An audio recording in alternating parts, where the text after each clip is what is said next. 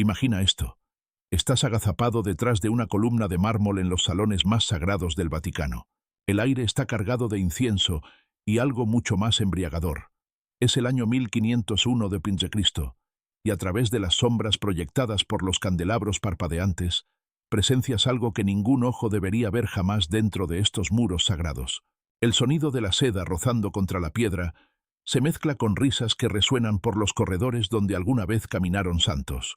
Tu corazón late con fuerza contra tus costillas al darte cuenta de que estás a punto de presenciar la velada más escandalosa en la historia papal.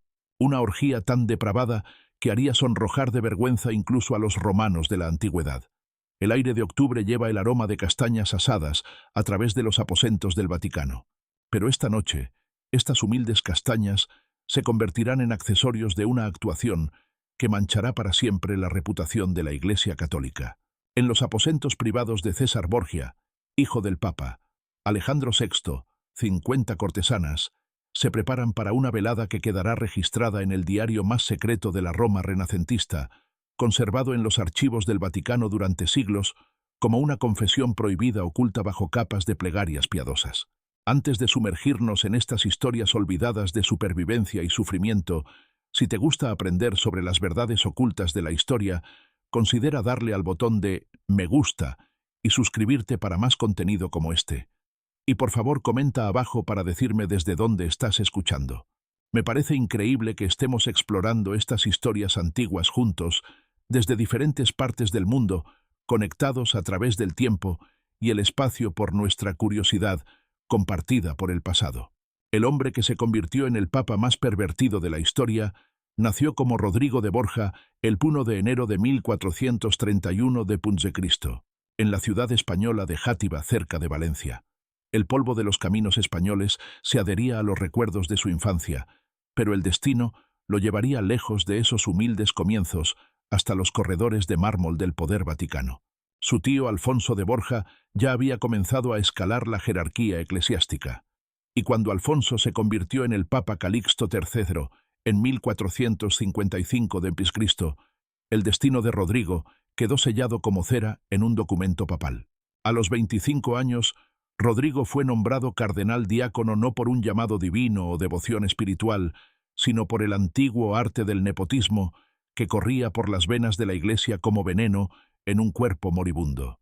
El joven español llegó a Roma con hambre en los ojos y ambición ardiente en el pecho, listo para devorar cualquier oportunidad que la ciudad eterna pudiera ofrecerle. La Roma de finales del siglo XV era una ciudad de contradicciones que habría hecho llorar a Dante de reconocimiento. Durante el día los peregrinos se arrodillaban en reverencia ante altares dorados, sus oraciones elevándose como humo hacia el cielo. Por la noche las mismas calles eran testigos de transacciones que enriquecían a los mercaderes de la carne, más allá de sus sueños más salvajes. La corte papal se había convertido en un mercado donde todo, incluida la salvación misma, tenía un precio escrito en ducados de oro. Rodrigo Borgia entendía este mundo mejor que la mayoría. Acumuló riqueza con la precisión metódica de una araña tejiendo su tela, recolectando beneficios eclesiásticos por toda Europa, como un comerciante acumulando piedras preciosas. Su estilo de vida era el de un príncipe renacentista más que el de un hombre de Dios. Banquetes fastuosos, palacios magníficos y una sucesión de amantes que le dieron hijos con la regularidad de las cosechas estacionales. La más significativa de estas relaciones fue con Vanozza dei Catanei, una noble romana cuya belleza solo era igualada por su comprensión de cómo navegar las traicioneras aguas de la política papal. Entre 1474 y 1482 de Cristo le dio a Rodrigo 4 hijos que se convertirían en figuras centrales en el oscuro drama que estaba por desarrollarse: Juan César, Lucrecia y Jofre. Cada hijo representaba una pieza de ajedrez en el gran juego de poder de Rodrigo, sus vidas sacrificadas en el altar de la ambición desmedida de su padre. Incluso como cardenal, el comportamiento de Rodrigo escandalizó a Roma, lo cual no era una hazaña menor en una ciudad donde el escándalo era tan común como el pan matutino. El Papa Pío II le escribió una carta mordaz en 1460 de Cristo, condenando su conducta en Siena que había conmocionado a toda la ciudad y la corte. Pero la vergüenza era un lujo que Rodrigo no podía permitirse. tenía un papado que ganar y las reservas morales eran obstáculos que superar, no principios que honrar. El cónclave de agosto de 1492 de Puig de Cristo se desarrolló como una danza cuidadosamente coreografiada de corrupción. A puerta cerrada en la Capilla Sixtina, bajo lo que sería la futura obra maestra de Miguel Ángel, 23 cardenales se reunieron para elegir al próximo vicario de Cristo.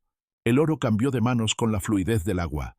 Las promesas se susurraban como oraciones y los beneficios se distribuían como obleas de comunión. Cuando el humo finalmente se disipó el 11 de agosto de 1492 de Puig de Cristo, Rodrigo Borgia emergió como el Papa Alejandro VI, una victoria lograda mediante lo que los contemporáneos reconocieron abiertamente como simonía, la compra y venta de cargos sagrados. Sorprendentemente los romanos celebraron. Se habían acostumbrado a su cardenal español y anticipaban un pontificado de magnificencia y energía. Las hogueras iluminaron las 7 colinas. Las procesiones con antorchas serpentearon por las calles antiguas y los arcos triunfales se alzaron como oraciones manifestadas en piedra y madera. La coronación del nuevo Papa en la Basílica de San Pedro, el 26 de agosto, fue recibida con lo que los observadores llamaron la mayor ovación que jamás había recibido un pontífice. Alejandro VI comenzó su reinado con medidas que parecían prometer reformas. Restauró el orden en las calles de Roma, donde más de 200 asesinatos habían ocurrido en solo unos meses antes de su elección. Estableció distritos con magistrados facultados para mantener la paz y personalmente escuchaba quejas todos los martes, dispensando justicia con lo que los observadores contemporáneos elogiaron como una eficiencia admirable. Por un breve momento parecía que la providencia divina había colocado al hombre correcto en el trono de San Pedro, pero el poder, como el vino, revela el carácter en lugar de crearlo. Las reformas iniciales de Alejandro fueron eclipsadas por su incesante búsqueda de ascenso para sus hijos, particularmente sus hijos Juan y César. Uno fue nombrado duque de Gandía en España y casado con una prima del rey español. César, a pesar de tener solo 18 años, fue nombrado arzobispo de Valencia y más tarde elevado a posiciones cardenalicias que trataba como peldaños en lugar de vocaciones sagradas. Los aposentos papales durante el reinado de Alejandro se convirtieron en un teatro donde lo sagrado y lo profano ejecutaban un ballet obsceno. Las cenas se extendían hasta altas horas de la noche, acompañadas de entretenimientos que empujaban los límites del comportamiento aceptable, incluso para los estándares renacentistas. La amante de Alejandro, Giulia Farnese, conocida en toda Roma como Giulia la Bella, por su extraordinaria belleza, se movía por los corredores del Vaticano con la misma libertad que cualquier cardenal. Su presencia era un recordatorio constante de que los votos espirituales del Papa habían sido pisoteados por deseos terrenales. Johann Burchard llegó a este mundo de contradicciones como un observador meticuloso, armado con una pluma y una memoria implacable.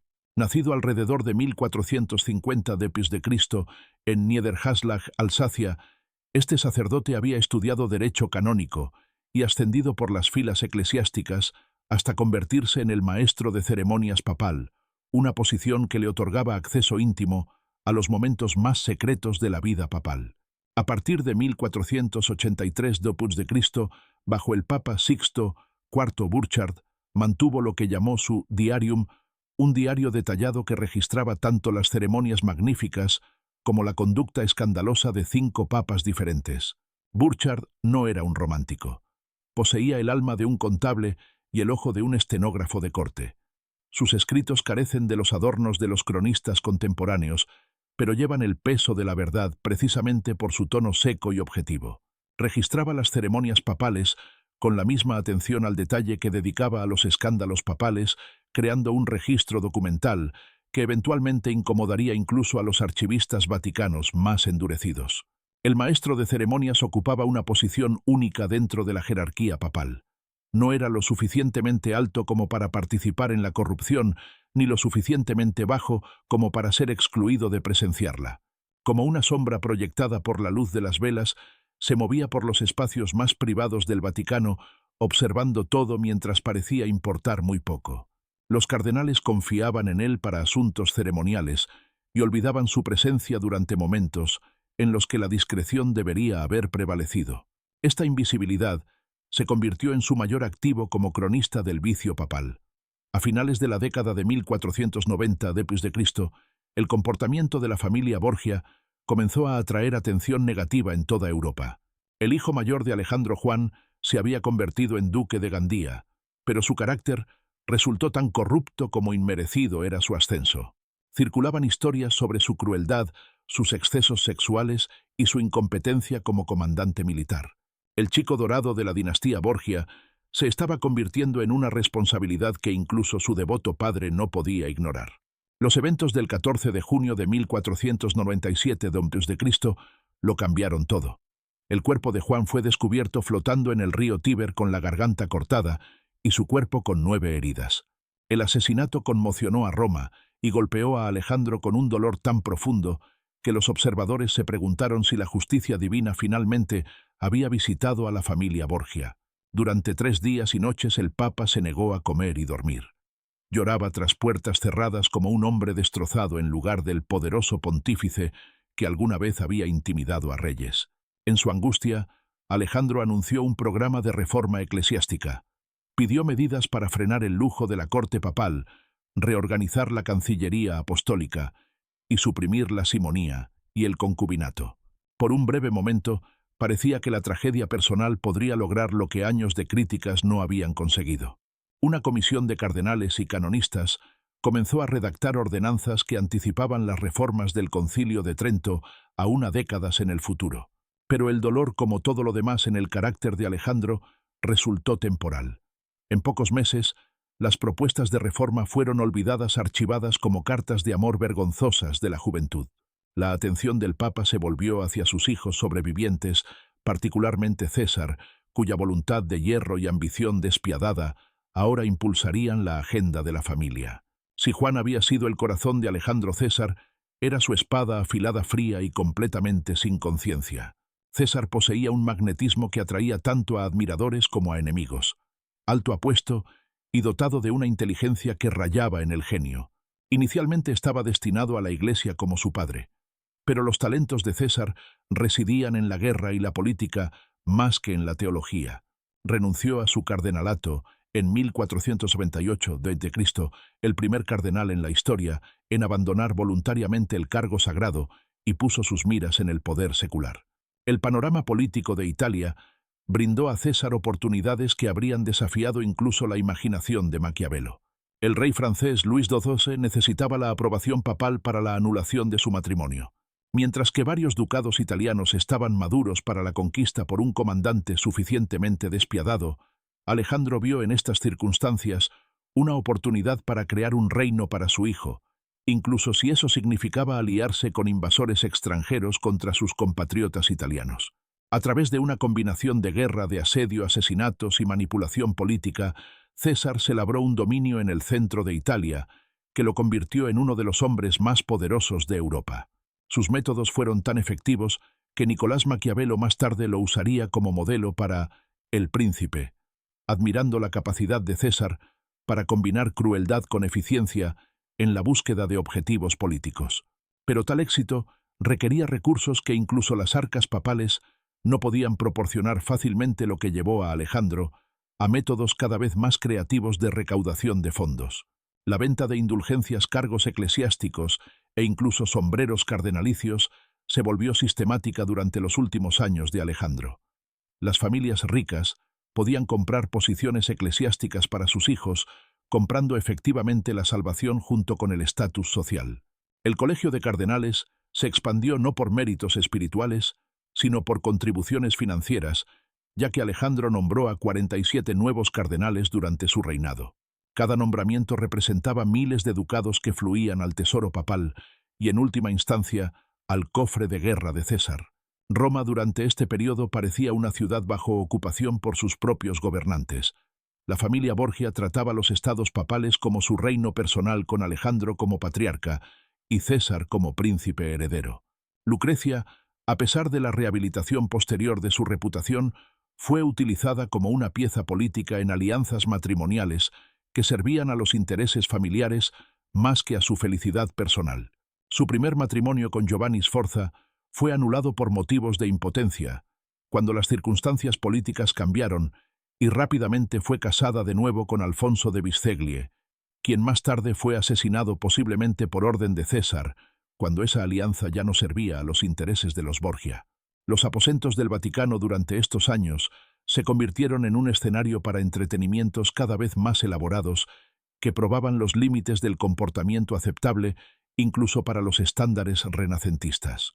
Alejandro disfrutaba de representaciones teatrales, conciertos musicales y cenas que se extendían hasta altas horas de la noche. Los invitados incluían cardenales, embajadores, comerciantes ricos y un surtido de cortesanas cuya belleza solo era igualada por su discreción o la falta de ella. Estas reuniones cumplían múltiples propósitos más allá del mero entretenimiento. Eran demostraciones de la riqueza y el poder papal, oportunidades para negociaciones políticas y campos de prueba para la lealtad entre los partidarios de Alejandro. Los cardenales que participaban en los entretenimientos del Papa quedaban implicados en su comportamiento, lo que los hacía reacios a criticarlo o traicionarlo. Aquellos que rechazaban las invitaciones se marcaban como enemigos potenciales sujetos al tipo de represalias que habían alcanzado a tantos oponentes de los Borgia. El otoño de 1501 d.C. encontró a la familia Borgia en la cima de su poder y tal vez de su corrupción. César había completado con éxito su conquista de la Romaña, ganándose elogios de observadores militares en toda Europa. Alejandro había superado varias crisis políticas, incluida la invasión de Carlos Oiesto y los conflictos continuos con familias nobles rivales. El año jubilar de 1500 había traído a cientos de miles de peregrinos a Roma, llenando tanto el tesoro papal como los burdeles de la ciudad con igual entusiasmo. Fue en esta atmósfera de triunfo y decadencia moral que César Borgia concibió lo que se conocería como el banquete de las castañas. La motivación exacta del evento sigue sin estar clara. ¿Fue una celebración, un teatro político o simplemente la culminación lógica de años de comportamiento cada vez más escandaloso? Las fuentes contemporáneas ofrecen varias explicaciones, pero coinciden en los hechos esenciales que conmocionaron incluso a los observadores más curtidos del vicio papal. El 31 de octubre de 1501 d.C., la víspera de Todos los Santos, cuando tradicionalmente se reconoce que la línea entre lo sagrado y lo profano es más delgada. La fecha podría haber sido elegida deliberadamente o podría haber sido mera coincidencia que la orgía papal más infame de la historia ocurriera en una noche en la que se decía que los fantasmas caminaban libremente entre los vivos. En cualquier caso, el simbolismo era perfecto. En una noche dedicada a recordar a los muertos, la familia Borgia estaba a punto de cometer actos que matarían lo que quedaba de la dignidad papal.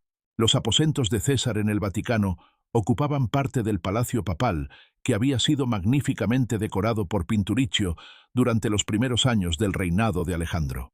Las paredes con frescos representaban escenas de la mitología clásica y la historia cristiana, creando un telón de fondo irónico para eventos que no pertenecían a ninguna de las dos tradiciones. Estas salas, diseñadas para mostrar la riqueza y la sofisticación cultural del Papa Borgia, se convertirían en el escenario de una velada que epitomizaba todo lo que los críticos habían acusado a la familia de representar. La lista de invitados para la velada revelaba la amplitud de la corrupción que los Borgia habían alcanzado. Cardenales que deberían haber pasado la noche en oración se mezclaban con nobles romanos, cuya riqueza había comprado su silencio sobre escándalos papales anteriores. Diplomáticos de varias cortes europeas asistieron, tal vez viendo la velada como una oportunidad para recopilar inteligencia sobre las intenciones papales, o quizás simplemente atraídos por la curiosidad sobre hasta dónde empujarían los Borgia los límites del comportamiento aceptable. Pero las verdaderas estrellas de la noche fueron las 50 cortesanas que César había reunido para el entretenimiento de sus invitados. Estas no eran prostitutas comunes sacadas de las calles de Roma, sino mujeres sofisticadas que entendían el delicado arte de proporcionar placer mientras mantenían la discreción que los hombres poderosos requerían. Muchas tenían experiencia previa en entretenimientos papales.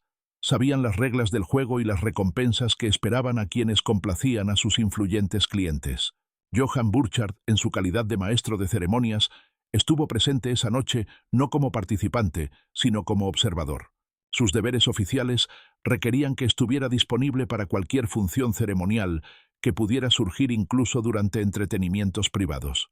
Esta obligación profesional lo colocó en la posición perfecta para presenciar y registrar eventos que otros observadores podrían haber preferido olvidar. Su relato escrito en latín con el desapego clínico de un examinador médico preserva detalles que iluminan tanto los eventos específicos de esa noche como el clima moral más amplio del papado de Alejandro. Según el registro meticuloso de Burchard, la velada comenzó de manera convencional con una cena servida en los aposentos privados de César. El menú presentaba manjares apropiados para la temporada y el estatus social de los invitados acompañados de vinos de las bodegas papales que habían sido cuidadosamente añejados en cuevas romanas. La conversación fluía tan suavemente como el vino, tocando temas de política, campañas militares y mecenazgo artístico, temas que permitían a la compañía reunida demostrar su sofisticación y refinamiento cultural. La atmósfera comenzó a cambiar cuando los sirvientes retiraron los platos de la cena y comenzó el verdadero entretenimiento de la noche. Las 50 cortesanas, vestidas con sedas y terciopelos cuidadosamente seleccionados para mostrar sus atributos físicos de la mejor manera, comenzaron a bailar para los invitados reunidos. La música proporcionada por músicos que habían jurado mantener en secreto los acontecimientos de la noche creaba ritmos que fomentaban movimientos cada vez más íntimos. Lo que siguió desafió incluso las amplias definiciones de comportamiento aceptable que habían evolucionado durante el papado de Alejandro. Como registró Burchard, con su precisión característica, las mujeres inicialmente bailaron vestidas, pero a medida que avanzaba la noche y el vino seguía fluyendo, las prendas fueron descartadas gradualmente hasta que las artistas actuaron completamente desnudas. Esta transformación de un entretenimiento convencional a una exhibición explícita ocurrió de manera lo suficientemente gradual como para que los invitados pudieran ajustar sus niveles de comodidad, pero lo suficientemente decisiva como para que nadie pudiera alegar ignorancia sobre la dirección final de la velada. La pieza central del entretenimiento de la noche involucró las castañas que le dieron su nombre al banquete.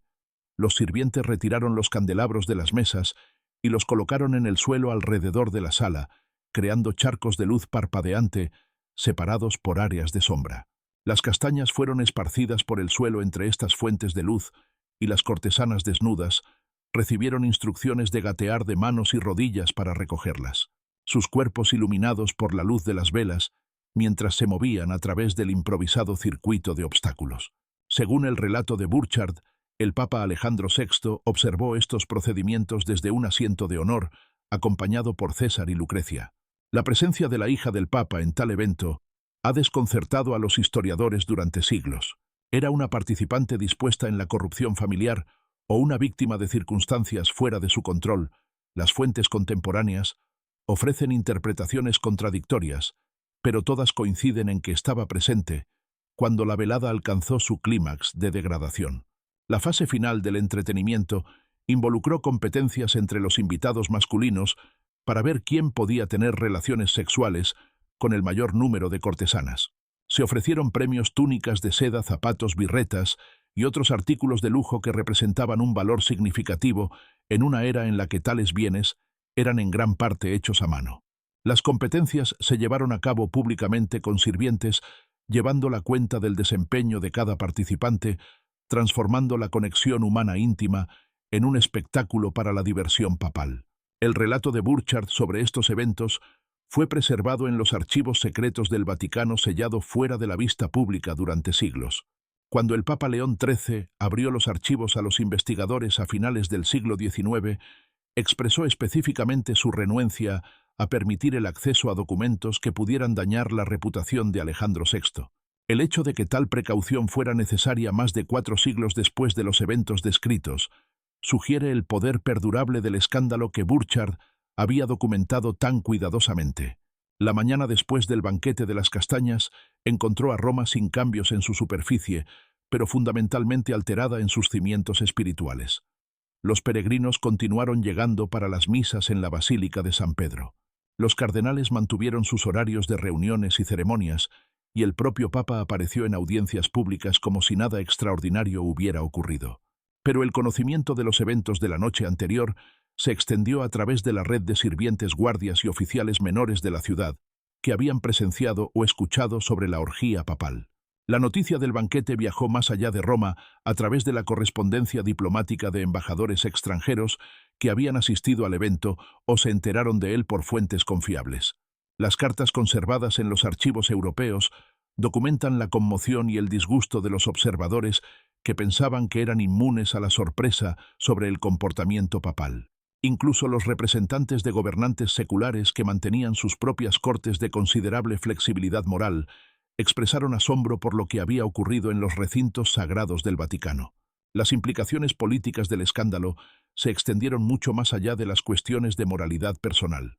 Los reformadores en toda Europa, incluidos personajes como Girolamo Savonarola en Florencia, aprovecharon los informes del banquete como evidencia de que el papado mismo se había vuelto irremediablemente corrupto. Las llamadas a concilios eclesiásticos para deponer a Alejandro VI ganaron nueva urgencia respaldadas por relatos detallados de un comportamiento que parecía confirmar las peores acusaciones contra el Papa Borgia. La respuesta de Alejandro a las críticas fue característicamente desafiante. En lugar de expresar remordimiento o implementar reformas, intensificó su apoyo a las campañas militares de César y continuó viviendo con el mismo exceso magnífico que había caracterizado todo su papado. Si acaso el escándalo parecía liberarlo de cualquier restricción que previamente hubiera limitado su comportamiento, como si el reconocimiento público de su corrupción lo liberara de la necesidad de mantener incluso una respetabilidad superficial. El banquete de las castañas ocurrió cerca del final del papado de Alejandro, pero no fue un incidente aislado de fracaso moral. En cambio, representó la culminación lógica de años de corrupción cada vez más creciente que había transformado la corte papal en algo que habría sido irreconocible para generaciones anteriores de creyentes cristianos. Lo sagrado y lo profano se habían entrelazado tan completamente que distinguir entre ellos requería un esfuerzo que pocos estaban dispuestos a hacer. La carrera de César Borgia continuó floreciendo inmediatamente después del escándalo, lo que sugiere que la indignación moral tenía poco impacto en los cálculos políticos en la Italia renacentista. Sus éxitos militares continuaron ganándose elogios de observadores que admiraban la efectividad independientemente del carácter personal de quienes la lograban. El análisis posterior de Maquiavelo sobre los métodos de César separó explícitamente la habilidad política de la virtud moral, argumentando que los gobernantes exitosos deben estar dispuestos a emplear cualquier medio necesario para alcanzar sus fines. Pero el éxito construido sobre tales cimientos resultó temporal. Alejandro VI murió el 18 de agosto de 1503 d.C., posiblemente de malaria, pero rodeado de rumores de envenenamiento que reflejaban la atmósfera de sospecha y violencia que había caracterizado su reinado. Su muerte trajo consecuencias inmediatas para sus hijos. El apoyo político de César se evaporó sin la protección papal y murió luchando como un mercenario común en España solo 4 años después. Lucrecia sobrevivió para convertirse en duquesa de Ferrara, pero su vida posterior estuvo ensombrecida por los escándalos de su juventud y la notoria reputación de su familia. El nuevo Papa Julio II se negó a ocupar los aposentos Borgia, donde había tenido lugar el banquete de las castañas. Se trasladó a las habitaciones del piso superior que encargó a Rafael decorar con frescos que se convertirían en algunas de las obras de arte más célebres de la historia del Vaticano. Esta reubicación física simbolizó un intento más amplio de distanciar al papado de los fracasos morales del reinado de Alejandro. Aunque el daño a la reputación papal resultó más difícil de reparar que los aposentos dañados, la evaluación histórica del banquete de las castañas ha variado según el clima moral y político de las eras posteriores. Los historiadores católicos de los siglos XIX y principios del XX a menudo cuestionaron la precisión del relato de Burchard, argumentando que un testigo confiable no podría haber documentado un comportamiento tan extremo o que interpolaciones posteriores habían corrompido el texto original. Los historiadores protestantes, por el contrario, abrazaron el escándalo como evidencia que respaldaba sus críticas a la autoridad papal y las afirmaciones católicas de liderazgo moral. Los historiadores modernos generalmente aceptan la precisión básica del relato de Burchard, mientras lo sitúan en el contexto más amplio de la cultura italiana renacentista. Señalan que las exhibiciones sexuales y los entretenimientos públicos con prostitutas no eran infrecuentes entre los gobernantes seculares de la época, lo que hace que el comportamiento de Alejandro fuera impactante, principalmente por su posición como cabeza de la Iglesia Católica, más que porque tal conducta fuera desconocida en la sociedad contemporánea.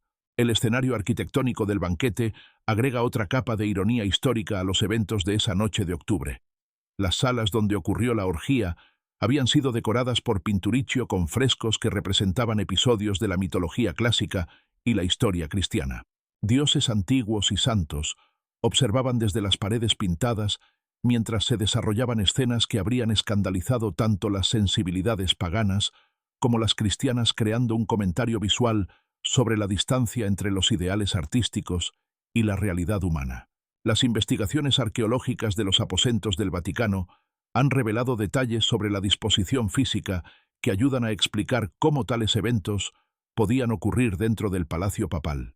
Los aposentos Borgia fueron diseñados con múltiples cámaras conectadas por corredores que permitían tanto ceremonias públicas como entretenimientos privados. El aislamiento acústico entre las salas significaba que las actividades en un área podrían no ser audibles en los espacios adyacentes, proporcionando la privacidad necesaria para el comportamiento cada vez más extremo de Alejandro. La preservación del diario de Burchard en los archivos secretos del Vaticano plantea preguntas sobre la relación de la Iglesia con su propia historia. Durante siglos, estos documentos permanecieron sellados accesibles solo para un puñado de investigadores que habían recibido permiso especial de las autoridades papales. La decisión de mantener tales registros mientras se restringía el acceso a ellos sugiere un reconocimiento de su importancia histórica, combinado con la vergüenza por su contenido. Los relatos contemporáneos de fuentes distintas a Burchard proporcionan evidencia corroborativa para al menos alguna versión de los eventos descritos. La correspondencia diplomática de la época incluye referencias a entretenimientos papales que empujaban los límites del comportamiento aceptable.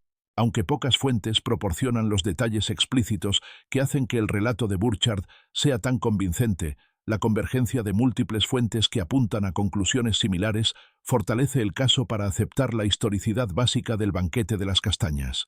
El impacto del escándalo en la historia papal posterior no puede medirse únicamente en términos de consecuencias políticas inmediatas.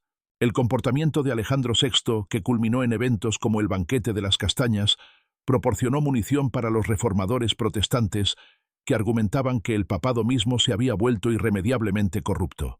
Las críticas de Martín Lutero a la autoridad papal ganaron credibilidad gracias a ejemplos bien documentados de fracasos morales en los niveles más altos de la jerarquía eclesiástica. La contrarreforma, que comenzó a mediados del siglo XVI, representó en parte una respuesta a escándalos como el banquete de las castañas. Los líderes de la Iglesia reconocieron que la reforma moral era necesaria para restaurar la credibilidad papal y contrarrestar las críticas protestantes. El énfasis del Concilio de Trento en la disciplina clerical y el establecimiento de seminarios para la educación sacerdotal abordaron problemas que habían sido dramáticamente ilustrados por la conducta de Alejandro VI. Pero la reforma tuvo un costo que se extendió más allá de los simples cambios de política. La magnificencia barroca de las ceremonias papales post-tridentinas representó un intento de restaurar la dignidad a la autoridad papal a través del esplendor visual y un ritual cuidadosamente coreografiado. Los entretenimientos espontáneos que habían caracterizado la corte de Alejandro dieron paso a presentaciones formales diseñadas para enfatizar la majestuosidad papal mientras se minimizaban las oportunidades para el escándalo. El impacto psicológico de eventos como el banquete de las castañas en los participantes y observadores sigue siendo difícil de evaluar desde la distancia histórica. Para las cortesanas que actuaron esa noche, la experiencia probablemente representó una obligación profesional más que una degradación personal. Su posición social hacía que tal empleo fuera una necesidad económica más que una elección moral. Para los oficiales de la Iglesia que asistieron la velada, pudo haber representado una participación voluntaria en la corrupción o una conformidad reacia con las expectativas papales que llevaban la amenaza de represalias profesionales. La respuesta de la población romana más amplia al conocimiento del comportamiento papal revela la compleja relación entre la autoridad religiosa y la fe popular. A pesar del conocimiento generalizado de los fracasos morales de Alejandro, los peregrinos continuaron acudiendo a Roma, las misas seguían celebrándose y el sistema sacramental continuaba funcionando. Esto sugiere que el catolicismo popular había desarrollado suficiente sofisticación teológica para distinguir entre la validez personal de los oficiales de la Iglesia y la validez de sus funciones religiosas. El banquete de las castañas representa más que un simple incidente aislado de mala conducta papal. Ilumina la transformación más amplia de la Italia renacentista desde la cristiandad medieval hasta el sistema estatal europeo moderno temprano. El comportamiento de Alejandro VI reflejaba los valores de los príncipes seculares que usaban el lujo y el espectáculo para demostrar poder. Pero su posición como líder espiritual del cristianismo católico creó contradicciones que finalmente resultaron insostenibles. La noche del 31 de octubre de 1501 d.C. se erige así como un momento decisivo en la historia papal, el punto en el que la tensión entre la autoridad espiritual y el poder temporal alcanzó una crisis que exigía resolución. El escándalo obligó a los papas posteriores a elegir entre la magnificencia mundana y la credibilidad moral, una elección que moldearía el desarrollo de la Iglesia católica durante siglos. Al mirar atrás a través de más de 5 siglos, hacia esa noche iluminada por velas en los aposentos del Vaticano, vemos reflejos de la eterna lucha de la humanidad entre las aspiraciones sagradas y los deseos profanos. Las castañas esparcidas por los suelos de mármol de las cámaras papales eran frutos humildes que se convirtieron en símbolos de cuán lejos puede caer la dignidad humana cuando el poder escapa de las restricciones morales. En un mundo donde aún existen tales contrastes, donde los líderes espirituales a veces fallan a sus seguidores, donde el poder corrompe incluso a aquellos llamados a servir propósitos más altos, el banquete de las castañas sirve tanto como un escándalo histórico como una advertencia perdurable. Las velas que iluminaron esa noche notoria hace mucho que se apagaron. Los participantes se han desmoronado en polvo en tumbas romanas, y las mismas salas donde se desarrollaron tales escenas ahora muestran obras de arte invaluables a turistas reverentes. Pero la prosa latina cuidadosa de Burchard preserva aquellos momentos en los que la línea entre lo sagrado y lo profano colapsó por completo. Cuando el vicario de Cristo se volvió indistinguible del más disoluto emperador romano, y cuando las castañas esparcidas por los suelos de mármol dieron testimonio de la distancia entre la ambición humana y el llamado divino. En última instancia, tal vez ese sea el verdadero significado de la orgía prohibida de Alejandro VI, no como evidencia de un fracaso moral individual, sino como un espejo que refleja la capacidad eterna de la humanidad, tanto para la trascendencia como para la degradación. La misma especie que construyó catedrales elevadas y creó un arte religioso sublime, también se reunió en las cámaras papales para presenciar espectáculos que desafiaban los fundamentos mismos de la autoridad espiritual. Las castañas esparcidas por aquellos suelos del Vaticano fueron recogidas antes del amanecer, pero las preguntas que representan sobre el poder, la fe y la naturaleza humana continúan esparciéndose por los suelos de la historia, esperando que cada generación decida qué hará con el legado dejado por el Papa más pervertido, que jamás afirmó sostener las llaves del cielo.